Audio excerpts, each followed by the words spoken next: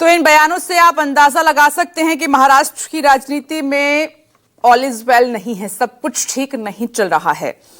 अंदर खाने क्या चल रहा है ये आज हम समझने की कोशिश करते हैं। हमारे साथ BJP spokes person Ajay Pathak ji जुड़ गए हैं, शिवसेना स्पोक्स पर्सन गुलाब चंद दुबे जी हमारे साथ मौजूद हैं, साथ ही यूबीटी शिवसेना से स्पोक्स पर्सन किशोर तिवारी जी हमारे साथ मौजूद हैं, एनसीपी शरद गुट से स्पोक्स पर्सन सीमा मलिक जी हमारे साथ होंगी, जुड़ेंगी, उनसे भी हम बात करेंगे। आप टीवी स्क्रीन पर देख सकते हैं। और कांग्रेस प्रवक्ता शिवानंद जी भी हमारे साथ मौजूद हैं। आप सभी का स्वागत है। ब्रेकिंग विद एजेंडा की इस बहस में मेरे दो सहयोगी राजीव रंजन विश्लेषण करेंगे और साथ ही ठाणे से विनोद जगदाले हमारे साथ मौजूद है। विनोद, आपसे शुरुआत करते हुए अखिल भारतीय मराठी सम्मेलन से जो कल तस्वीरें आई हैं खूब चर्चा में हैं। प्रधानमंत्री नरेंद्र मोदी ने शरद पवार के लिए मदद का हाथ आगे बढ़ाया है। पहले उन्होंने कुर्सी खींची उनके लिए बैठने के लिए, फिर उनको गिलास में पानी भर के दिया।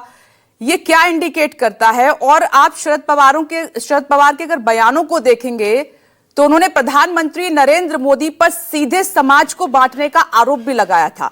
यह भी कहा था, याद है सबको, कुछ भी हो जाएगी वो बीजेपी के साथ नहीं जाएंगे।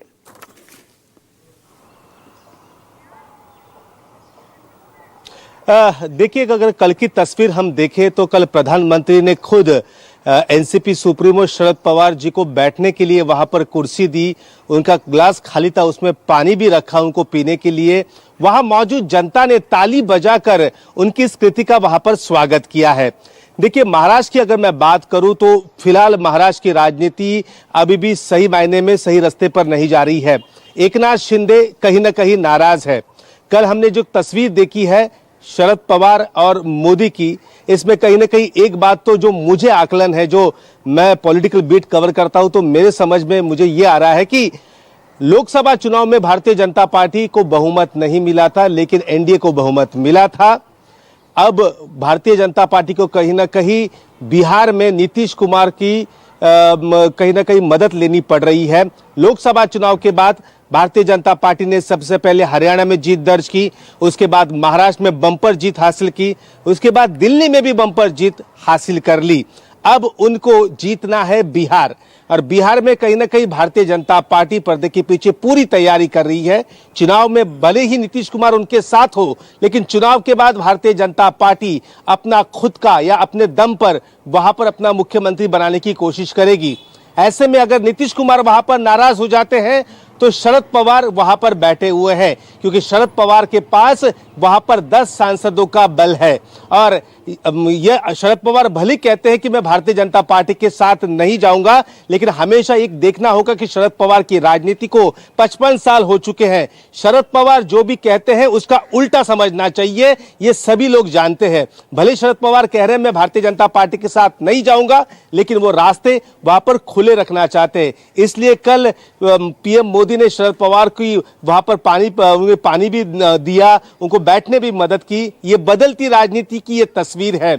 यहाँ पर पीएम मोदी ने जब 6 से 7 साल पहले वो बारामती में आए थे, तब बारामती में उन्होंने कहा था कि मैं शरद पवार की उंगली पकड़ के राजनीति में आया हूं। आज कुछ भी समस्या, कुछ भी मुश्किल रहेगी तो मैं शरद पवार को फोन करता हूं और शरद पवार मुझे उसके बारे में उसका हल भी बताते हैं। लेकिन बाद में यहां पर कह सकते दूरियां बढ़ती हुई नजर आई। शरद पवार की पार्टी भी भारतीय जनता पार्टी ने तोड़ी, ऐसा आरोप खुद शरद पवार ने लगाया है। लेकिन आज तस्वीर बदल रही है, ये राजनीतिक मजबूरी भी इसको हम समझ सकते हैं। शरद पवार भी बखूबी जानते हैं कि महाराष्ट्र में अजित पवार के पास बड़ा बहुमत है, अजित पवार के साथ ज्यादा विधायक है, और उनकी राजनीति अब ज्यादा दिन तक अगर टिकनी है, बाद में उनकी बेटी को भी राजनीति में आगे बढ़ना है, तो कहीं ना कहीं हाथ मिलाना जरूरी है। इंडिया गठबंधन की स्थिति फिलहाल देश में हो या महाराष्ट्र में मजबूत नहीं है, तो ऐसे में उनके साथ जाना या उनके साथ ज्यादा देर की राजनीति करना ये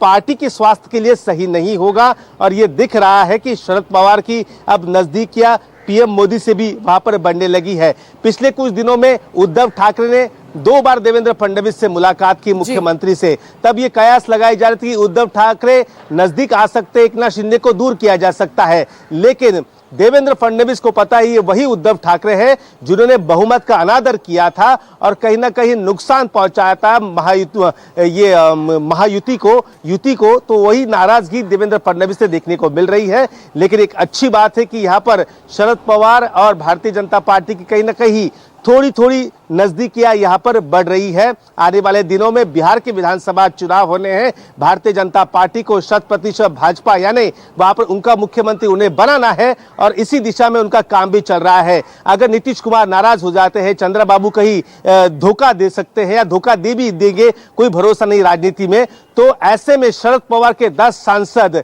ये सबसे ज्यादा उनके मददगार साबित होंगे। उद्धव ठाकरे के पास 9 सांसद है, लेकिन आए दिन ये खबरें आ रही कि उद्धव ठाकरे के 6 सांसद कभी भी पार्टी को जय महाराष्ट्र यानी अलविदा कह सकते हैं। जी राजीव।